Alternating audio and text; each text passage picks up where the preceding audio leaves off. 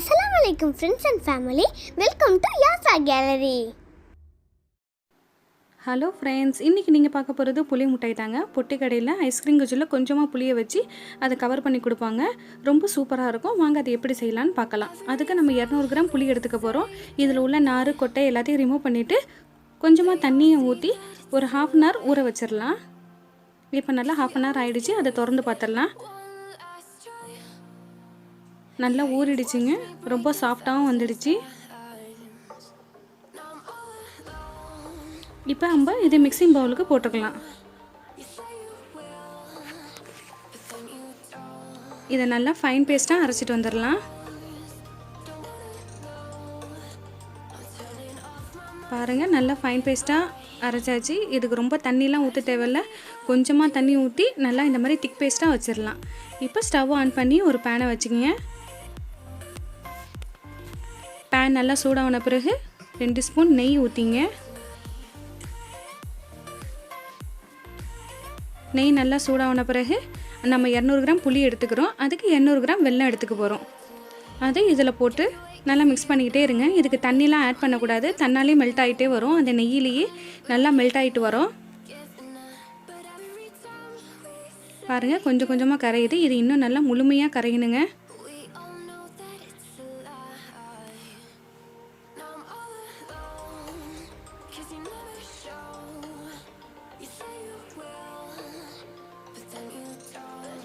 அடுப்பு லோ ஃப்ளேம்லேயே வச்சிங்க. பாருங்கள், நல்லா முழுமையாக கரைஞ்சிருச்சு. இப்போ 1 டீஸ்பூன் மிளகாத்தூள் சேர்த்துக்கலாம்.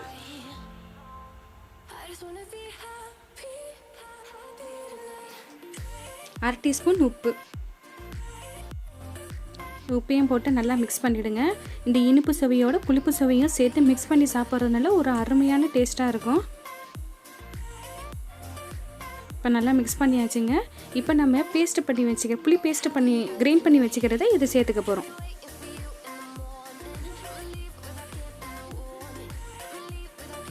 அதுலேயே கொஞ்சமாக தண்ணியை விட்டு நல்லா அலசி விட்டு இதிலே ஊற்றிடுங்க. ரொம்ப தண்ணி ஊற்ற வேணாம், கொஞ்சமாக தண்ணி இருந்தால் போதும்.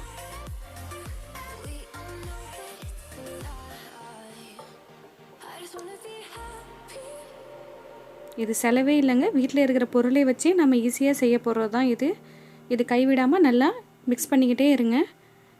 உங்கள் வீட்டில் கர்ப்பிணிகள் இருந்தால் கூட இதை செஞ்சு கொடுங்க. ரொம்பவும் லைக் பண்ணி சாப்பிடுவாங்க. நம்ம சின்ன பிள்ளையாக இருக்கும் போது இதை கடையில் வாங்கி சாப்பிட்டுப்போம். நீங்கள் இந்த ரெசிபி வீட்டில் செய்யும் போது உங்களுக்கு பழைய மெமரிஸ் எல்லாம் திரும்பவும் வரும். 90s கிட்ஸ் ஃபேவரட் டிஷ் கூட இது சொல்லலாம். பாருங்கள், இது நல்லா திக்காண்ட கண்டென்ஸுக்கு வந்துருச்சு. அவ்வளோதான். இப்போ நம்ம ஸ்டவ்வை ஆஃப் பண்ணிடலாம். இது அப்படியே ரூம் டெம்பரேச்சர் வர வரைக்கும் கொஞ்சம் வெயிட் பண்ணலாம். இப்போ நல்லா ஆறிடுச்சு.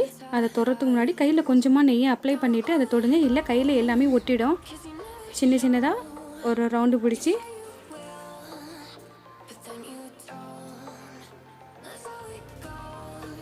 இந்த மாதிரி ஸ்பூனில் வச்சு நல்லா ப்ரெஸ் பண்ணி விடுங்க.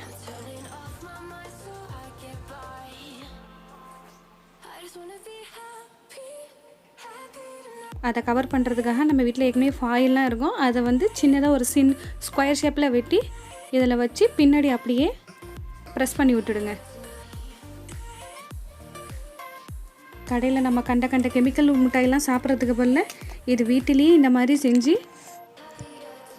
நம்ம குழந்தைங்களுக்கு கொடுக்கலாம். இது சின்னவங்களும் சரி, பெரியவங்களும் சரி, குழந்தைங்களும் சரி, என் கர்ப்பிணிகளும் சரி ரொம்பவும் லைக் பண்ணி சாப்பிடுவாங்க. இதை அந்தளவுக்கு இது ரொம்ப அருமையாக இருக்கும். இப்போ உள்ள கடைகளெல்லாம் இது கிடைக்கிறதே இல்லை. அதனால் நம்ம இது மாதிரி வீட்டிலேயே செஞ்சு சாப்பிடுவோம்.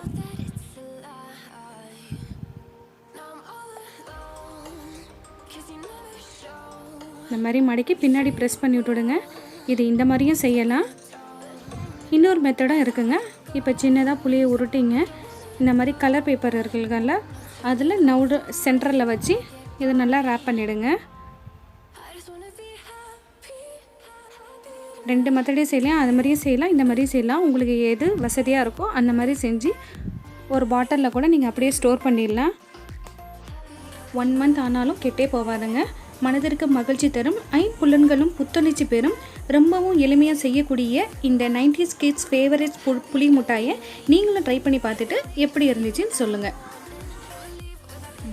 இந்த வீடியோ உங்களுக்கு யூஸ்ஃபுல்லா இருந்தா லைக் பண்ணுங்க, ஷேர் பண்ணுங்க, கமெண்ட் பண்ணுங்க, மறக்காம சப்ஸ்கிரைப் பண்ணி பக்கத்துல பெல் பட்டன் அழுத்துங்க. தேங்க்ஸ் ஃபார் வாட்சிங்.